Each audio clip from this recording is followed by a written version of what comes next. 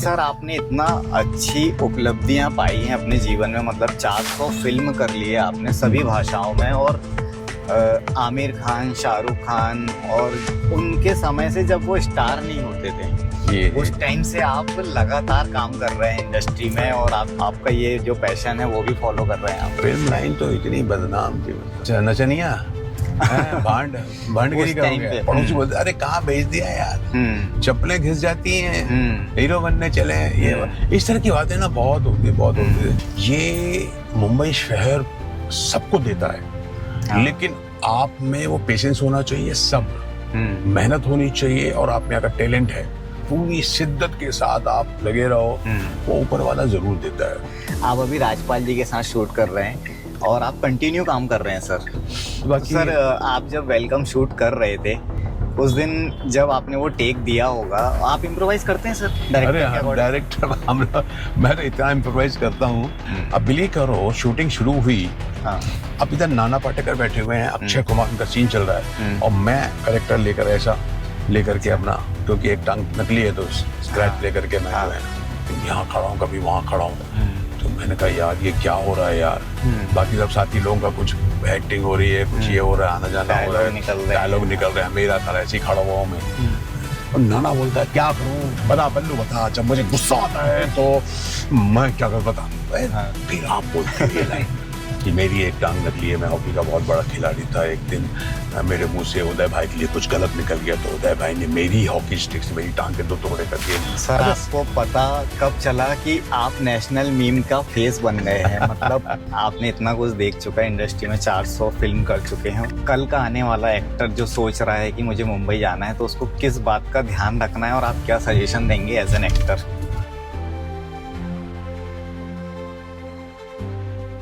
तो दोस्तों आज जो हमारे गेस्ट हैं वो है मुश्ताक खान जी, जिन्होंने, आपने देखा होगा कि वेलकम मूवी में मेरी एक टांग नकली है और मैं हॉकी का बहुत बड़ा प्लेयर हूँ। ऐसी लगभग उन्होंने 400 मूवी कर चुके हैं, सीरियल किए हैं और थिएटर किए हैं।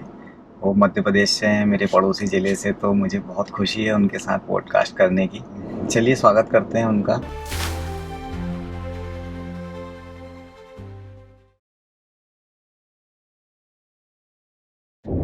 तो दोस्तों आज जो हमारे बीच में गेस्ट हैं, आप देख के पहचान गए होंगे सभी लोग।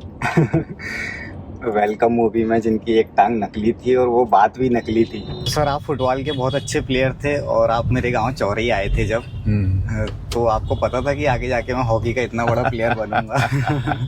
फिल्मों में हाँ मैं बहुत फुटबॉल खेलता था, हॉकी खेलता था, क्रिकेट, बैडमिंटन, मैंने सारे गेम्स खेले हैं। और बस ये गेम्स खेलता था और नाटक करता था। मेरा यही शौक था, मुझे पढ़ाई में बिल्कुल मन नहीं लगता था, तो मेरा पूरा ध्यान जो होता था वो खेलों में होता था। दिन भर खेलना और शाम को नाटक करना।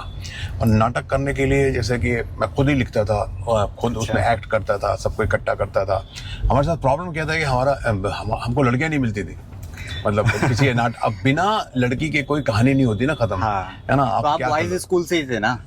हमारा अलग स्कूल, लड़कों का बॉयज स्कूल अलग था, गर्ल्स स्कूल अलग था। अच्छा। तो और मैं, मतलब हम तो उस गांव के, उस शहर के रहने वाले ना, जहाँ पर के लड़कियां सर नीचे करके चलती हैं और सीधा घर से निकल के स्कूल से घर पहुंचती हैं। और आप सोच नहीं सकते कि वो लड़कियों को आप अप्रोच करें कि एक्टिंग करोगी क्या, नाटक में काम करोगी, सवाल ही नहीं उठता। तो हम लोग क्या करते थे, मैं खास करके करता था, मैं फिर वो स्कूल में देखता था अपने कुछ ऐसे कुछ चिकने लड़के। अब मीनिंग बदल गया सर।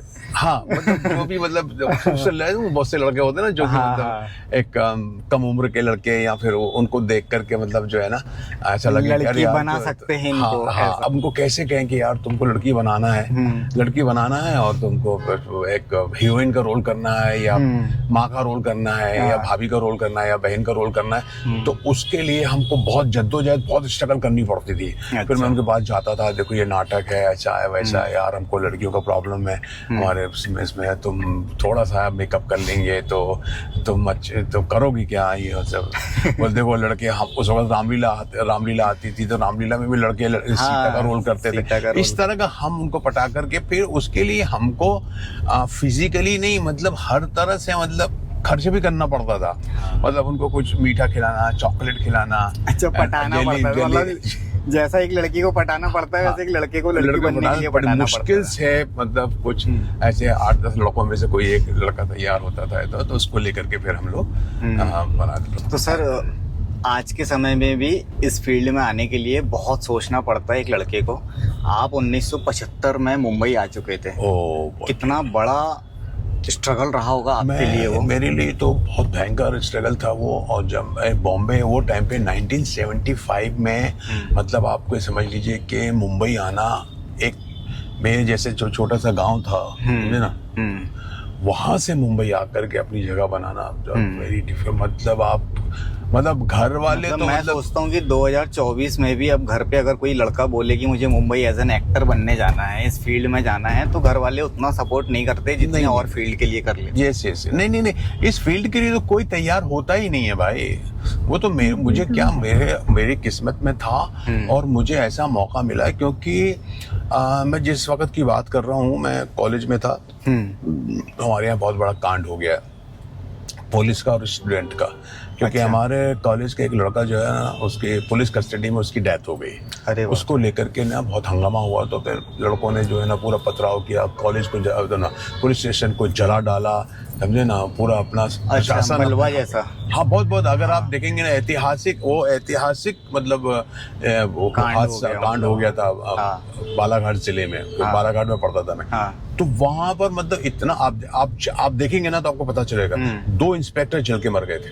अरे बाप रे। हाँ इतना बड़ा कांड हो गया था और हम भी वहीं थे उसी कॉलेज में थे। तो अब उसके बाद अब स्टूडेंट्स ने किया थे सब उसमें इन्वॉल्व थे स्टूडेंट।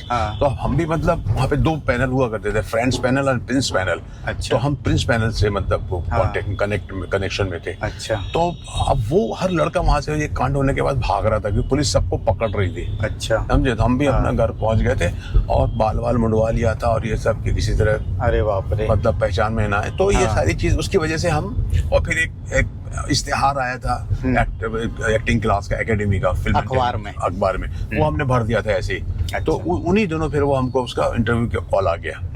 तो घर वालों ने सोचा कि चलो थोड़ा सा मतलब ये वहां जाएगा तो टाइम भी हो जाएगा और पुलिस से भी बचना हो जाएगा और लोगों को लगेगा चलो ठीक है ये तो घूमने के लिए गया हुआ।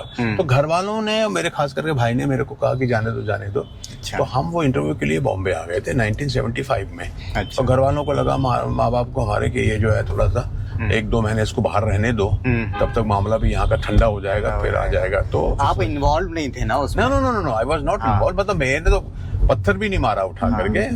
बट ये कि एक क्या होता है, लेकिन वो होता ना कि ये जगह गेहूं के साथ घुन पे जाने वाली बात हो जाती है। पर ये ना कि आप इन्वॉल्व तो कहीं ना कहीं किसी न किसी पैनल में रहते ही है ना। अब एक पार्टी है, लिस्ट बनेगी तो सबका आएगा। अब एक पार्टी है, एक पार्टी में बहुत सारे हैं, कुछ 1000 लोग हैं तो 500 इधर हैं, 600 इधर हैं, 500 ऐसा उस तरह का। हमने हमारी तरफ से कुछ नहीं था। लेकिन मेन जो लोग थे हमारे बॉस जो लोग थे, जो उसके सेक्रेटरी थे, प्रेसिडेंट थे, वो लोग सब भाग गए और कुछ लोगों को पकड़ा पुलिस ने। तो इस तरह घर वालों को वो हमको इधर आने का मौका मिल गया।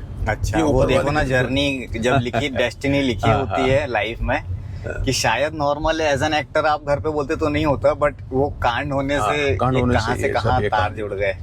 तो ये हो गया और इस तरह हम जो है ना यहाँ पर आ गए। तो बाकी हालांकि घर वालों को भी लग रहा था कि ये क्या होने वाला है। हमारे दोस्त लोग बोलते थे, कोई वो नहीं था कि यार तुम जाकर के वहाँ पे एक्टर बन जाओगे, ये करेगा वो करेगा। दोस्त हमारे खुद के अपने दोस्त बोले अरे कहाँ वहाँ गया है। सर ये बहुत होता है पता गाँव में। और आप जैसे कुछ समय के बाद वापस आ जाओ, अगर नहीं करो तो एक डॉक्टर आ जाए वापस, एक इंजीनियर आ जाए, कोई और फील्ड का तो चलेगा, बट अगर आप हीरो बनने गए हो या एक्टिंग फील्ड में गए हो फिल्म लाइन तो आपको पूरी जिंदगी ताने सुनने पड़ेंगे। फिल्म लाइन तो इतनी बदनाम थी मतलब क्या मतलब। अरे अच्छा नचनिया भांडगिरी का हो गया उस टाइम पे ये। तो हमारे यहाँ जब हम चले गए तो हमको लोग बताते थे बाद में ये लोग कैसी बात करते थे। पड़ोसी बोलते अरे कहाँ भेज दिया यार, कुछ नहीं होता। हमारे दोस्तों बोलते अरे चप्पलें घिस जाती हैं, हीरो बनने चले, ये इस तरह की बातें ना बहुत होती है। एनीवेज लेकिन सर आपने इतना अच्छी उपलब्धियां पाई हैं अपने जीवन में, मतलब 400 फिल्म कर लिए आपने सभी भाषाओं में। और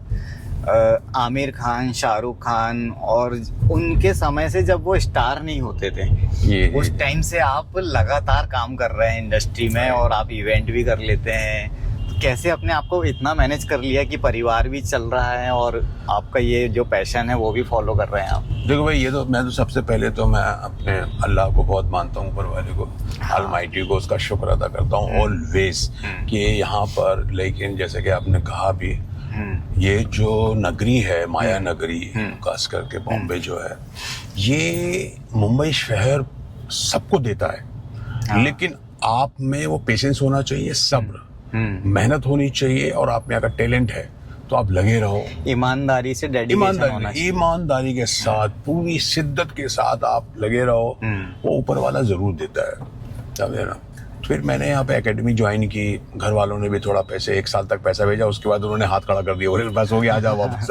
तो उनको लगा यार तो चिपक ही गया वहां जाकर के, उनको लग रहा था कि 3-4 महीने वापस आ जाएगा। हाँ। अब हम यहाँ पर क्या किया कि ऊपर वाले की मेहरबानी से, मतलब देखिए, मुझे इतने अच्छे दोस्त मिले। हमारा एक दोस्त था केतन ठाकर, उसकी आर्य निवास होटल है वहाँ पर कालबा देवी में, वो इतना प्यारा आदमी था, मैं क्या बताऊँ आपको ना, हमको इतनी मदद करता था। फिर हमारी एक दोस्त थी यहाँ पर, हमारी उनसे दोस्ती हो गई, वो ये उल्लासनगर के रहने, तो उनसे भी बहुत मदद मिलती थी, समझे।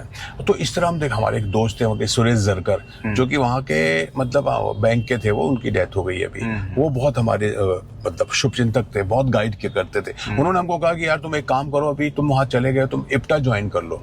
अच्छा, ये एक्टिंग स्कूल था? ये नहीं, ये ड्रामा है, नाटक कंपनी। हाँ। मतलब ये बहुत बड़ा थिएटर है, इंडियन पीपल्स थिएटर एसोसिएशन। अच्छा। हाँ, ये ना अभी मैं आपको बता रहा हूँ, ये 1942 से स्टार्ट हुआ है, जब हम आजाद नहीं थे, गुलाम थे। तो ये लोग, ये जो संस्था थी ना, ये जो संस्था है ना, ये उस वक्त से नाटकों के जरिए ये आजादी पाना चाहते थे, समझे। तो उस तरह के नाटक लिखा करते थे ये लोग, मतलब एक भावना होती थी उनके नाटक के अंदर में भी कि हमको आजादी चाहिए। नाटक के द्वारा वो इस तरह जागरूक करते थे पब्लिक को, जनता को, है ना। जैसे हमारे बड़े बड़े हमारे जो योद्धा थे, उन्होंने मतलब फ्रंट उसमें आकर फ्रंट लाइन में खेले पीछे से।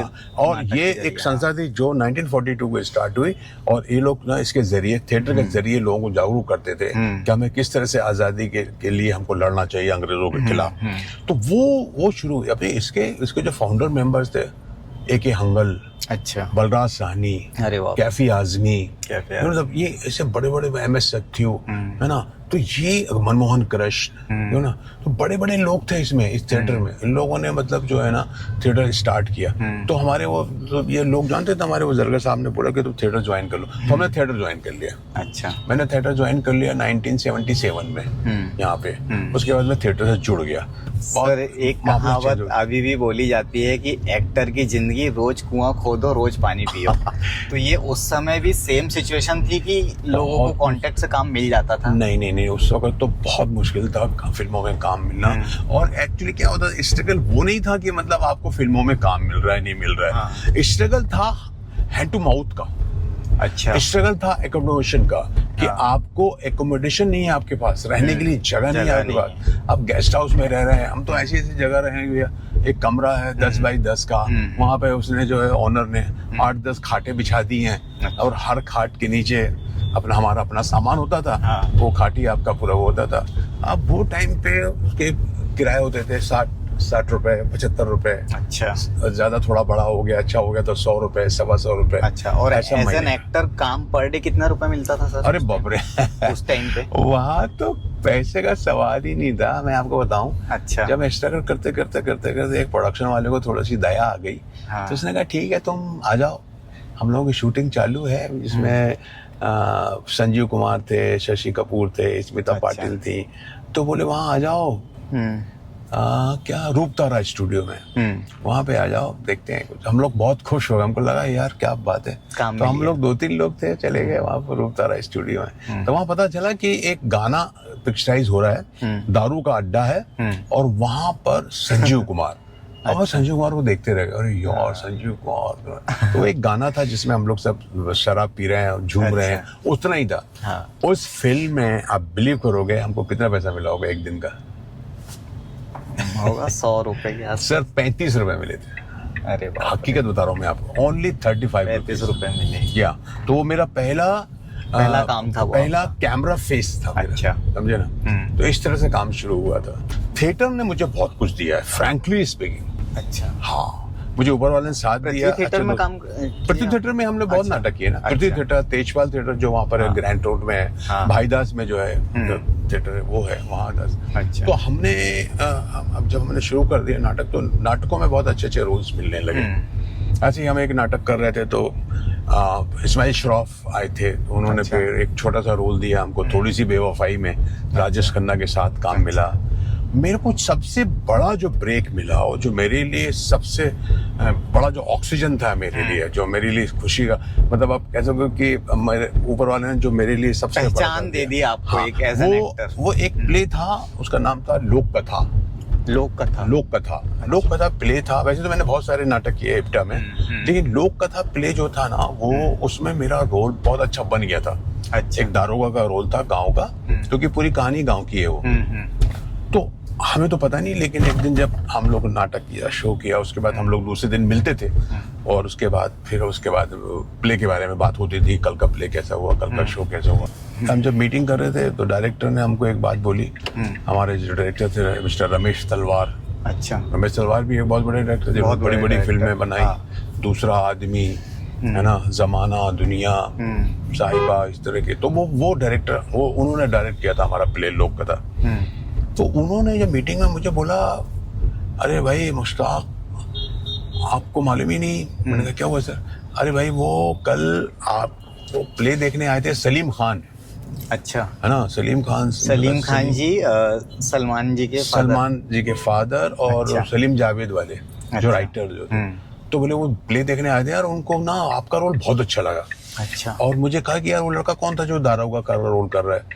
तो मैंने बताया, अच्छा, वो बहुत अच्छा किया उसने, भेजना उसको मेरे पास, ऐसा बोला। अरे and I was so happy. मैंने कहा यार क्या बात है, सलीम साहब को पसंद आया। तो मैं तीसरे दिन या चौथे दिन में डरते, हम लोग तो बहुत ही शाय होते थे, गांव से आए हुए थे किसी जगह, तो मैं, बड़ी बात भी होती थी सर कि सलीम साहब के सामने काम बात करना।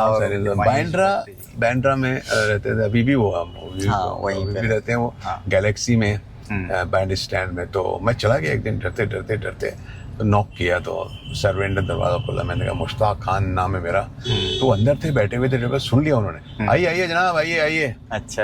आइए, आ जाइए। तो हम गए, फिर उन्होंने हमें बोला आइए बैठिए। मैंने कहा सर आपने, डायरेक्टर रमेश जी ने मुझे, हाँ बोले भाई हमने आपका प्ले देखा, बहुत अच्छा आपने काम किया, तो खुशी हुई कि भाई आप इतना अच्छा काम करते हैं, और आप मध्य प्रदेश के रहने वाले। मैंने कहा जी। अच्छा, वो भी मध्य प्रदेश से? वो भी मध्य प्रदेश से ना, इंदौर से। जी। तो अच्छा, ठीक है, अच्छा लगा तुम्हारा काम। और फिर काफी चाय वाय पिलाई, और कहने लगे कि मिलते रहो, देखते हैं कुछ आपके लिए। तो हम उनसे मिलते रहे। और एक दिन जब हम उनसे मिलने के लिए गए, तो अच्छा हुआ। तो देखो एक काम करो, हम एक फिल्म लिख रहे हैं महेश भट्ट के लिए। इसके पहले उन्होंने महेश भट्ट के लिए वो फिल्म लिखी थी नाम, जो बहुत बड़ी हिट हो गई थी। तो वो बोले हम एक फिल्म लिख रहे हैं कब्जा, जिसमें संजय दत्त थे, अमृता सिंह थे, अच्छा, राज बब्बर वगैरह। चले वो फिल्म हम कर रहे हैं। वो भट्ट साहब से मैंने बात की आपके लिए। मैंने जैसे भट्ट साहब का नाम सुना, तो मैंने कहा अरे यार, अंदर ही अंदर, मतलब मैं इतना महेश भट्ट उस टाइम के मतलब प्राइम डायरेक्टर। अरे उस वक्त भट्ट साहब हॉट डायरेक्टर, है ना। अब उस वक्त मालूम समझ लो, उनकी फिल्म आ गई थी जन्म, अर्थ, सारांश, नाम, चारों फिल्म सुपर डुपर साहब की। और हर कलाकार, every artist wanted to work with him, मतलब हर कोई कलाकार चाहता था कि महेश भट्ट के साथ काम। तो अब मैंने जैसी, और हर कोई चाहता था कि मिले। अब हम लोग डरा करते थे कि भट्ट साहब से मिले कैसे, क्योंकि इतनी भीड़ लगी रहती थी उनके पास। और मुझे तो ये ऐसा ऑफर हुआ था एकदम, जाओ महेश भट्ट से, इतने बड़ा आदमी, मेरे मतलब तो रिकमेंड राइटर कर रहे हैं, वो भी सलीम साहब राइटर जो रिकमेंड कर रहा है कि जाओ भैया, मैंने आपकी बात कर ली है। खुश हो गया मैं। फिर मैं, ये सब हुआ सर जब सब कुछ ऐसा आ गया कि अब एक गांव का, बालाघाट का लड़का मुंबई में काम करने लगा है। फिर उसके बाद गांव वालों का, घर वालों का, रिश्तेदारों का क्या रिएक्शन था कि अरे वाह यार, तुमने तो जाके करके दिखा दिया? बट वो तो आश्चर्य के, तो आके ये क्या हो गया, ये कैसे हो गया? सभी के लिए रिएक्शन तो चेंज हो जाते हैं ना भाई। हाँ। धीरे धीरे धीरे धीरे धीरे फिर वो बढ़ता जो है। लोग बोलते हैं कि अरे वापस आने वाला था, अरे वहां जाके क्या ही करेगा, फिर वही लोग हमारे साथ मतलब फिर वो appreciate चेंज हो जाते करने हैं लगते सर। हैं। हाँ। वो चेंज है, वो सब कुदरत होते है, वो नेचर है, उसका आप कुछ नहीं। हमने खैर उसके बारे में ऐसा कुछ नहीं किया, हमने कहा, चलो ठीक है, वो वक्त था, उस वक्त उन्होंने कह दिया। फिर वही लोग जो हमें कहते थे, हमारे दोस्त लोग कहते थे कि चप्पलें चटकारा पड़ता है, घिस जाती हैं चप्पलें। हाँ, और यही जो लोग फिर बोलते थे, यार appreciate क्या, करते हैं, अरे फिर हमको तो वो- पता था मुश्ताक कर वही लेगा। फिर वही लोग हमें इनवाइट करने लगे, अरे तू कहाँ, अरे तुम आए, तुम मिले नहीं। हाँ। अरे यार वो मेरी बहन की बेटी है, हाँ। या मेरे भाई का बेटा, वो उसको ना, मेरी बच्ची है वो, हाँ। तुम उसको, उसका बर्थडे है, उसका एक वीडियो बना दो, उसके यार वो ऐसा है, वो मिलना चाहते हो, वो उसके साथ फोटो खिंचवा दो। मैं आपको बताऊं कि मैंने जो एकेडमी में किया, 6 महीने का मेरा कोर्स था, उसमें कितने सारे स्टूडेंट्स थे। मैं ये देखता हूँ आज की डेट में मेरे अलावा कोई मार्केट में नहीं। आपके समय के ना। हाँ। हाँ सर, ये एक था, वो भी थोड़ा वो सब, लेकिन वो अभी उतना वो नहीं, पता नहीं है, बट उतना काम नहीं हो रहा है। हाँ, जैसे हाँ। अभी आपकी सर, मैं आपको बता दूं दोस्तों कि हम एक शूट के दौरान जा रहे हैं कि सर को मैंने घर से शूट तक ड्रॉप करना है। आप अभी राजपाल जी के साथ शूट कर रहे हैं और आप कंटिन्यू काम कर रहे हैं सर। तो बाकी सर आप जब वेलकम शूट कर रहे थे उस दिन, जब आपने वो टेक दिया होगा, आप इम्प्रोवाइज करते हैं सर अरे डायरेक्टर के हाँ, अकॉर्डिंग? डायरेक्टर मैं तो इतना इम्प्रोवाइज करता हूँ। और हाँ। लेकिन मैं ये वाले कैरेक्टर पे किए थे आपने? हाँ, ये वाला जब करेक्टर आया ना, हाँ। तो अनीस भाई ने कहा, भाई कैसा करेंगे यार इसको, है ना। एक तो क्या था ना, मैं ये जो बड़ी फिल्में होती है ना भाई, हाँ। तो बड़ी फिल्में बहुत आराम से बनती है। हाँ। तो बड़ी फिल्मों क्या ऐसा नहीं है कि हम लोगों ने अभी, जैसे हम अभी जा रहे हैं मकतूब करने के लिए, ये छोटे बजट की फिल्म है, हाँ। है ना। तो हाँ। वहां पर तो क्या हम लोग एक ही दिन में 10-10, 12-12 सीन करते हैं, अच्छा। समझे। लेकिन जब बड़ी फिल्म हम करने जाते हैं ना, तो और सर एक सीन भी नहीं हो पाता कभी कभी, समझे ना। आप बिलीव नहीं करेंगे, वेलकम हमने 90 डेज, 95 डेज, 100 डेज तक हमने शूट किया, मैं मतलब एक कैरेक्टर एक्टर। बताइए। तो अब वो समझ लीजिए कि इसमें मेन कैरेक्टर जो है उनके कितने दिन लगते होंगे। सोचिए ना, जबकि अक्षय कुमार जी तो वो पहचाने जाते हैं कि 27-30 दिन में मूवी खत्म कर देते हैं। बट अनीस बज्मी सर एक बार कपिल शर्मा शो में आए थे और जब मैं उसमें काम करता था तो उन्होंने बताए थे कि ये कैरेक्टर के जो नाम है, हाँ घुंगरू सेठ, हाँ मजनू भाई, हाँ हाँ बल्लू, हाँ। उदय शेट्टी, ये नाम सोचने के लिए उन्होंने एक अलग वक्त बिताया था कहीं खाली जगह पे जाके कि हाँ। कुछ ऐसा होना चाहिए कि सुनते क्लिक हो जाए कि अरे घुंगरू सेठ, अब कौन रख सकता है घुंगरू सेठ हाँ, नाम। सही बात, सही बात। तो उनके साथ काम करके कैसा एक्सपीरियंस सर? आपने बहुत काम किया ना उनके साथ। देखिए, उनके साथ मैंने, देखिए उनकी पहली फिल्म मेरी थी गोपी किशन, जो उन्होंने फिल्म लिखी थी ना। हाँ। गोपी किशन, आप वो फिल्म देखेंगे, उसमें मैंने इंस्पेक्टर का रोल किया था। उसमें सुनील शेट्टी जी। सुनील शेट्टी डबल रोल था। और उसके बाद फिर आपने देखा होगा प्यार तो होना ही था। प्यार तो होना ही था, बहुत बड़ी हिट है सर। अजय देवगन हम और लोग काजोल की फिल्म मतलब थी। बचपन में याद है मुझे कि वो टॉकीज दे जाके देखे थे हमने। जी जी। उसके बाद हमने उनकी फिल्म की थी अनिल भाई की, हम दो हमारा एक, जो बाद में उसका नाम चेंज हो गया, सैंडविच करके आ गए थे। हाँ। वो बहुत, उसमें गोविंदा डबल रोल में थे। हाँ। वो मैंने किया था। उसके बाद मैंने अनिल भाई के साथ एक और फिल्म की जो रिलीज नहीं हुई, राधे श्याम सीताराम। अच्छा। हाँ, वो फिल्म नहीं हुई रिलीज। उसके बाद ये वाला, तो इस तरह से हम एक अच्छा वो था, मतलब कनेक्शन था अनिल भाई के साथ। जब भी कोई फिल्म करते थे तो हमको बुलाते थे, तो हाँ। अब ये जब मुझे रोल दिया तो मुझे एक रोल है इसमें, तो हम पूछते नहीं थे उनसे, क्योंकि अनीस भाई ने यार जब भी मतलब बुलाया तो चलो हाँ ठीक है, अनीस भाई ने भरोसा बोला है। तो हाँ। चलो करते हैं। तो भाई ये फिल्म जो है बड़ी फिल्म है शाही, और ये हम शूटिंग करेंगे दुबई में। अच्छा। चला है, तो आप तैयार हैं? मैंने कहा हाँ ना, हाँ, भाई कोई बात नहीं। कितना दिन लगे? अरे यार 3 दिन काम का क्या बताया, 25-30 दिन लगेंगे। और क्या आप, चलो ठीक है। तो फिर प्रोडक्शन वालों से बात हो गई, ये सब कुछ हो गया, हम दुबई चले गए। अब बिलीव करो, शूटिंग शुरू हुई। हाँ। अब इधर नाना पाटेकर बैठे हुए हैं, अक्षय कुमार उनका सीन चल रहा है, और मैं करेक्टर लेकर ऐसा लेकर के अपना, क्योंकि एक टांग नकली है तो स्क्रैच लेकर के मैं जो है ना बैसाखी लेकर के ऐसा खड़ा हुआ हूँ। 1 दिन, 2 दिन, 3 दिन, 4 दिन यहाँ खड़ा हूँ, कभी वहाँ खड़ा हूँ। तो मैंने कहा यार ये क्या हो रहा है यार। बाकी सब साथी लोगों का कुछ एक्टिंग हो रही है, कुछ ये हो रहा है, आना जाना हो रहा है, डायलॉग निकल रहे हैं, मेरा सारा ऐसे ही खड़ा हुआ हूँ मैं। मैंने कहा यार ये क्या हो गया। तो 7वें 8वें दिन ना अनीस भाई को बोला, मैंने अनीस भाई, हाँ भाई बोले क्या बात है। मैंने कहा अनीस भाई मैं रातों में ठीक से सो नहीं पा रहा हूँ, खाना भी ठीक से नहीं खा पा रहा हूँ। क्या हुआ भाई, बीमार हो गए कुछ? डॉक्टर तो मैंने कहा नहीं डॉक्टर तो आप हैं मेरे। हाँ इलाज आपके पास है। बोले ऐसा क्या, क्या बात है? मैं कहा भाई मैं आपको सही बताऊं, 7 दिन हो गए हैं ऐसे ही खड़ा हूँ मैं। फिर नाना पाटेकर को देख रहा हूँ, फिर अक्षय को देख रहा हूँ, फिर ये कभी ये कभी वो, आता हूँ बैकवर्ड चला जाता हूँ। मैं क्या कर रहा हूँ इस फिल्म में? इसके पहले जो मैंने आपके साथ फिल्में की उसमें तो बढ़िया बढ़िया सीन किए हैं, डायलॉग्स बोले। अनिल भाई थोड़ा सा चुप ही, उसके बाद बोले देख भाई मेरे पे भरोसा है। नहीं मैंने कहा भरोसा है तभी तो मैंने हाँ कह दिया कि रोल जो भी हो मैं कर लूँ, कर लेंगे बिना स्क्रिप्ट देखे। आप टेंशन मत कीजिए भाई, मुश्ताक भाई आप बढ़िया खाना खाइए, पूरी नींद लीजिए आप, समझ रहे हैं? और आपका जब सीन शुरू होगा ना आप देखना यहाँ पर है आपका रोल, मेरे यहाँ है, सोचा हुआ है कुछ। अब मैं फिर भी जो है ना मैंने कहा यार पता नहीं क्या सोचा इन्होंने यार, क्या होगा क्या नहीं गोली तो नहीं दे रहे। तो सर वो दिन आया जब मेरा पहला सीन हुआ, समझे ना? पहला सीन हुआ तो बोले आप आज तुम्हारा पहला सीन करना बताओ। भाई देखो ऐसा ऐसा करेक्टर है, एक ऐसा करेक्टर है जो ये इसकी दहशत बढ़ाता है, इसके बारे में बोलता है नाना पाटेकर, उदय भाई के बारे में। हाँ। समझे, you are the only character जो विजिटिंग कार्ड की तरह कि भैया ये आदमी ऐसा ऐसा ऐसा ऐसा ऐसा ऐसा है, अब तुम्हारी लाइन ये है, अब लाइन तुम्हारी ये कैसे बोलना है मुझे बताओ।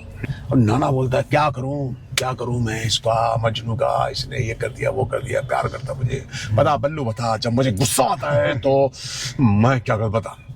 फिर आप बोलते हो ये लाइन कि मेरी एक टांग नकली है, मैं हॉकी का बहुत बड़ा खिलाड़ी था, एक दिन मेरे मुंह से उदय भाई के लिए कुछ गलत निकल गया तो उदय भाई ने मेरी हॉकी स्टिक से मेरी टांग के 2 टुकड़े कर दिए, लेकिन दिल के बहुत अच्छे हैं, फौरन अस्पताल लेके गए और बहुत तारीफ करते उसके बाद कहने ये आदमी तो सामने वाले को डराना कि बहुत, इसकी बात अगर तुमने नहीं मानी ना तो ये आदमी आपकी टांग तोड़ देगा, आंखें फोड़ देगा, पता नहीं क्या क्या करेगा। लेकिन वो फिर वो ये सब तोड़ फोड़ के बाद इलाज भी करता है, करवाता है। इस तरह का लाइन उसने दी। तो कहने क्या करें कैसा करेंगे? तो मैंने कहा अनिश भाई ये तोता रट होता है ना, तोता जिस तरह से जैसे तोता बोलता है, ये आपका इम्प्रोवाइजेशन। हाँ, तोता रट तो वैसा करें। तो बोले बताओ कैसे करें?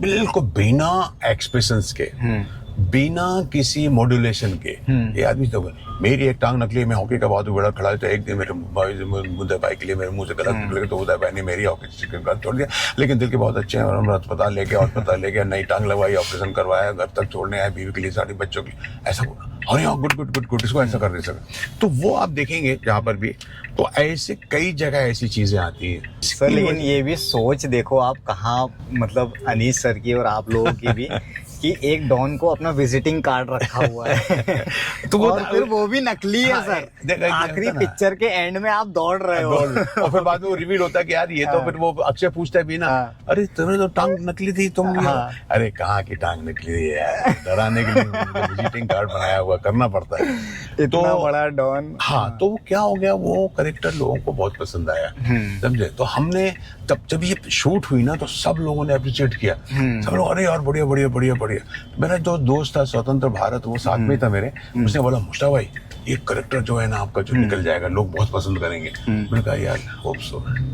तो वो कैरेक्टर सर आपको पता कब चला कि आप नेशनल मीम का फेस बन गए हैं? मतलब भारत में अगर 2-3 कैरेक्टर ऐसे हैं, राजपाल जी के, अक्षय कुमार जी के, और एक वो आपका सीन। जी। तो आपको कब पता चला कि यार ये तो बहुत बड़ा हो गया? सबसे पहले तो मेरे को उसी दिन सेट पे थोड़ा सा लग गया था जब ये सीन हुआ। हाँ। और सब लोगों ने अप्रिशिएट किया, और मेरे एक दोस्त ने भी मुझे बोला यार ये कैरेक्टर थोड़ा क्लिक करेगा ऐसा लगता है। पर ये क्या होता है कि चलो ठीक है हम तो अपना काम कर लेते हैं, आगे क्या होगा। हाँ। लेकिन क्या होगा सबसे ना आपकी फिल्म का हिट होना बहुत जरूरी है। हाँ, कैरेक्टर कर लिए और फिल्म हिट नहीं है तो फिर आपने, लेकिन आपने काम तो कर लिया, लेकिन वही हो जाता है फिर जंगल में मोर नाचा किसने देखा। तो वो फिल्म बहुत बड़ी हिट हो गई, फिल्म बहुत अच्छी। मैं आपको बताऊं अभी वेलकम, आप देखो कभी भी पूरी फिल्म कमाल की बनी हुई है। हाँ। समझो हर कैरेक्टर का अपना एक वजूद है। सर रिफ्रेशमेंट आ जाता है मूवी देख के ना। आप कितना भी कोई, और अच्छा वो मूवी की पुरानी मूवी की एक खासियत होती थी सर, कहीं से भी देखो आप वो अच्छी लगना शुरू हो जाती थी, उसके लिए बैक स्टोरी जानने की जरूरत नहीं पड़ती थी। हर सीन उसका कमाल, हर सीन बहुत जोरदार, मतलब मजा आ जाता तो है तभी वो। हो गया। और फिर जब फिल्म रिलीज हुई और फिल्म रिलीज होने के बाद फिर लोगों के जो रिव्यूज आने लगे, लोगों के मुझे फोन आने लगे, और यार आपका कैरेक्टर बहुत अच्छा, अरे यार आपका कैरेक्टर अच्छा है। तो उसके बाद फिर वो अब हम जब बाहर जाने लगे ना, तो सर वो तो हर जगह डिमांड होने लगी। हाँ, बोल के दिखाओ। अच्छा सर वो डायलॉग बोली ना, वो डायलॉग क्या होता है कि राइटर की तरफ से आपको अच्छे सीन्स मिल जाते हैं ना, तो फिर आपका आधा काम वही हो जाता है। समझे आप? उसके बाद फिर एक्टर की जिम्मेदारी होती है कि उसको कितना अच्छा रंग एक्टर देता की है। बहुत बड़ी मतलब जितना बड़ा डायरेक्शन राइटर है उतना ही बड़ा एक्टर की भी जिम्मेदारी, क्योंकि ऑडियंस को बेचना है मूवी ना, तो ऑडियंस देखेगा एक्टर को। राइटर डायरेक्टर अपना पीछे से काम करते, कैमरे के पीछे से।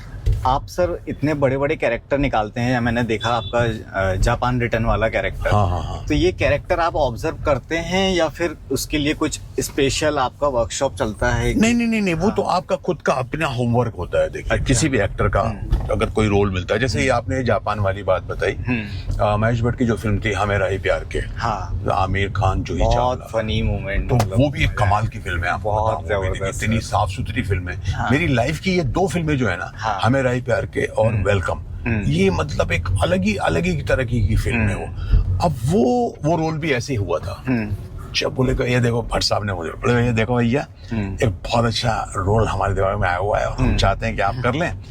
तो हमें बुलाया वहाँ पे भट्ट साहब ने, तो बोले एक फिल्म बना रहे हैं भैया हम, आमिर खान, जूही चावला ही, और आमिर साहब के जो वालिद साहब में फादर हैं, ताहिर साहब, वो इसके प्रोड्यूसर हैं। ठीक है, तो कहने लगे कि यार ये एक रोल है जो कि एक करेक्टर जो मैनेजर है, आमिर खान के बहनोई के गारमेंट फैक्ट्री है जहाँ वो कपड़े बनते हैं, और एक एक्सीडेंट में आमिर खान के बहनोई और उसकी मतलब उनकी बहन, तो दोनों की डेथ हो जाती है प्लेन क्रैश में। तो आमिर खान कहीं और होते हैं, तो उसको संभालने के लिए वो यहाँ पर आते हैं, और उनके बच्चे हैं, उनके बहनोई के 3 बच्चे हैं। तो आमिर खान यहाँ आते हैं गारमेंट फैक्ट्री को संभालने के लिए, उनकी बड़ी बड़ी पारिवारिक जिम्मेदारी बन जाती है।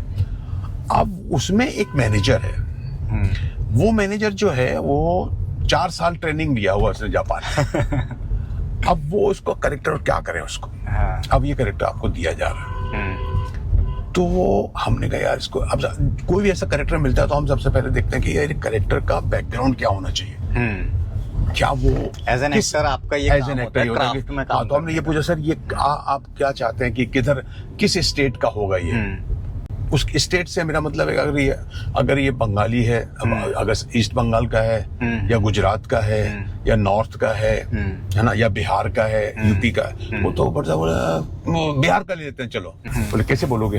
तो हमने उनको बोल के बताया, देखिए राहुल बाबू, हम 4 साल ट्रेनिंग लिया हो, समझा है, जापान में हम 4 साल ट्रेनिंग लिया हूँ, वहां पे हर एक पुर्जे को अलग अलग बनाते हैं, फिर सबको इकट्ठा करके असेंबल करते हैं, फिर एक पूरा सेट तैयार करता हूँ। सर आप अभी जो शूट करने जा रहे हैं, ये मूवी राजपाल जी के साथ आ रहा है, इसके बारे में थोड़ा बताएंगे कुछ? हाँ, ये बड़ी अच्छी कहानी और डिफरेंट कहानी है ये फिल्म का नाम है मकतूब।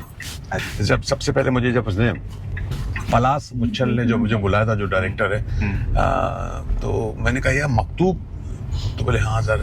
मैंने कहा ये बहुत ही रेयर नाम है, इसका मतलब डेस्टिनी।